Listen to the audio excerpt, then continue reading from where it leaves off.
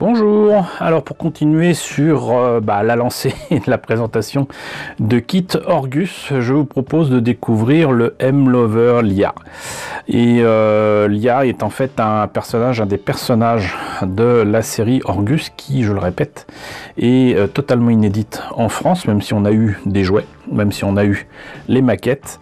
Et Lia est en fait une des sœurs jumelles qui fait partie de l'équipage du Glomar, équipage qui a récupéré donc le héros de la série, Kay, et elle a donc une sœur jumelle qui s'appelle Mai, et qui a également exactement le même véhicule, sauf que au lieu d'être jaune, il est rouge.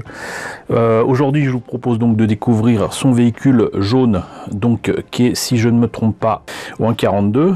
Un jour ou l'autre, je vous présenterai donc non seulement la version de Mai rouge au 1.42, mais j'espère aussi retrouver la réédition que je m'étais fournie il y a bien longtemps quand même, mais qui ne datait pas de 82, non pas de Harry mais de Imai, qui là par contre est au 1.48 et qui à mon avis est différent. Donc on observera que quand même sur la boîte c'est juste magnifique, un très beau dessin qui est très vendeur. Voilà, ça fait partie des choses, encore une fois, les maquettes des années 80, elles n'étaient pas spécialement chères, la qualité n'était pas toujours au rendez-vous, mais alors bon sang, les box art c'était quand même quelque chose. Ici on a là quelques images avec donc la pilote dans son cockpit et donc le véhicule de face et de côté. Ici nous avons les publicités pour les autres maquettes proposées par Harry, donc l'Orgus Orgroid, l'Orgus Garwalk, le Garwalk Hitchkick, tout ça normalement je vous ai présenté à part l'Orgroid, même si je vous ai présenté en fait un Orgus Orgroid version, alors je crois que c'était standard, donc c'est pareil, il y a quelques pièces qui changent mais c'est pareil. Et donc le M-Lover Mai, le voilà, donc là aussi avec une très jolie image, une très jolie illustration, et c'est vraiment magnifique. Et c'était vendu combien du coup ce Drifand? Apparemment il était vendu à 500 yens, ce qui fait donc à peine 4 euros. C'était vraiment pas cher quoi, voilà. Et donc on a fait le tour de la boîte. Ce que je vous propose moi c'est de voir à l'intérieur ce que ça donne. Alors je vous en ai parlé souvent, donc je vais pas revenir dessus. Toujours dans ces maquettes, ce que j'adore, c'est les petites publicités, les petits flyers. Ici donc centrés autour d'Orgus, mais qui proposent à la fois donc les modèles d'Harry et d'Imai. Moi je trouve ça vraiment superbe. Sinon la notice donc en couleur avec ici donc les grappes qui sont au nombre de 3 et les couleurs à mettre dessus. Voilà. On commence visiblement par les avant-bras et donc les bras tout court, avec une étrange articulation au niveau de ce que j'appellerai les épaules. Ici donc l'avant-bras avec ce qui ne peut être qu'une main, mais qui n'y ressemble guère. Hein, voilà, c'est bon. On dirait une brique Lego. Coucou à mes amis qui adorent Lego. Mais voilà. Donc sinon apparemment les bras sont reliés par un élément qui m'a l'air quand même un brin fragile mais qui tient avec des polycapes. Ensuite nous avons le fuselage du véhicule qui est volant, hein, on l'aura compris, avec des petits détails mécaniques ici que je trouve assez sympa. Et c'est vrai que je m'en rappelais plus, mais le cockpit apparemment s'ouvre un petit peu comme un peu comme un jouet. Voilà. Donc ici nous avons les entrées d'air et peut-être même les moteurs. Ici ce qui deviendra donc l'arme principale de l'Orgus, qui est sur le véhicule lui-même. Donc on devine que c'est un véhicule aussi bien de défense que offensif. Quelques détails ici et là, des antennes. Là apparemment il y a une arme supplémentaire ici. Là il y a un cockpit qui est certainement en fait le seul problème qu'est cette maquette, notamment sur la figurine. Et enfin il y a la possibilité d'articuler évidemment les bras et de mettre en fait sur ce qui devrait être le point qui s'ouvre une autre pièce en fait qui s'emboîte dessus et qui fait croire qu'en fait c'est les mains qui se posent pour lui permettre de se poser. Donc voilà ce que ça donne une fois monté et peint. Voilà. Et on voit donc la version ici pour se poser. Voilà, ça fait un peu bizarre quand même, hein. Et qu'est-ce que donnent les pièces?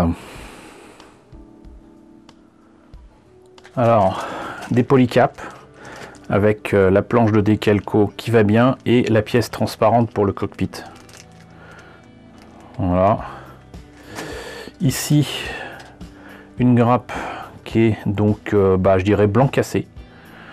Voilà, alors il y a les détails qu'il faut, mais c'est quand même un brin grossier. Pas totalement, mais un brin quand même. On reconnaît la qualité Harry, même si encore une fois, ce n'est pas forcément le cas de toutes les maquettes qu'ils aient proposées, hein, je le répète. Ici donc des grappes orange avec donc les fameuses mains rétractables. Et ici donc la grappe qui pose problème, non pas parce qu'il y a une pièce qui vient de tomber.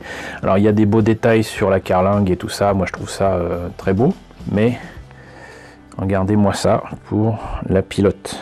Voilà, elle est supposée piloter donc cet engin comme un motard. Et au cas où vous auriez un doute, elle n'a pas sa tête ici, sa tête est là. Voilà, donc déjà la tête elle est pas terrible, hein, franchement. Mais la figurine, comment dire?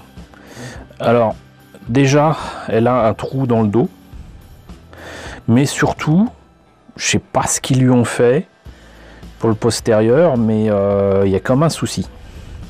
Il y a vraiment comme un souci. Et c'est très très problématique. Voilà.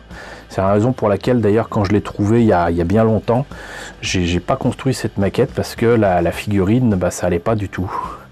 Et comme c'est du 1,42, j'ai tenté de trouver des figurines qui pourraient correspondre. Mais aller trouver des figurines de motarde, entre guillemets, au 1,42, vous. Moi, je connais pas. J'en ai jamais vu. Donc, maintenant, je sais comment je vais m'y prendre. Il va y avoir des coups de cisaille, hein, très clairement. Pas forcément tout refaire, même si c'est tentant, mais je pense que tout simplement il y a un petit peu de chirurgie plastique, littéralement de la chirurgie plastique à faire ici, avec je pense tout simplement déjà couper au niveau des jambes, couper au niveau ici du buste, ensuite faire en sorte que ça fasse, comment dirais-je, un arrière-train anatomiquement correct, et on devrait être pas mal, voilà, sans trop se compliquer la vie. Mais c'est parce que maintenant je sais quoi utiliser comme colle et quoi utiliser comme mastic, mais sinon à l'époque non. Donc un kit qui m'a l'air sympathique, si ce n'est donc le gros défaut de ce kit, c'est très clairement donc la figurine qui est livrée avec. Ça va, mais alors vraiment pas du tout. En tout cas, moi ça m'a fait plaisir de vous ressortir cette maquette et de vous la présenter. Donc c'était le Drifand, le M-Lover Lia, qui est donc en 1,42 d'Harry, un kit donc issu de la série Orgus. J'espère que cette petite présentation vous a plu. N'hésitez pas à me dire dans la section commentaires ce que vous en pensez. N'hésitez pas à liker, c'est très important. N'hésitez pas à partager, n'hésitez pas à vous abonner si ce n'est pas déjà fait. Coucou aux nombreux abonnés qui nous ont rejoints ces derniers temps. On est plus de 4180, c'est juste formidable, donc bienvenue à vous. Coucou aux grands anciens qui me suivent depuis 5 ans. Merci à tous de votre fidélité, merci à tous de votre soutien sur Tipeee et sur Paypal. Surtout prenez soin de vous, surtout en ce moment. Je vous laisse avec la liste des contributeurs de la chaîne et je vous dis à très bientôt, je l'espère, pour la présentation de nouvelles maquettes Orgus.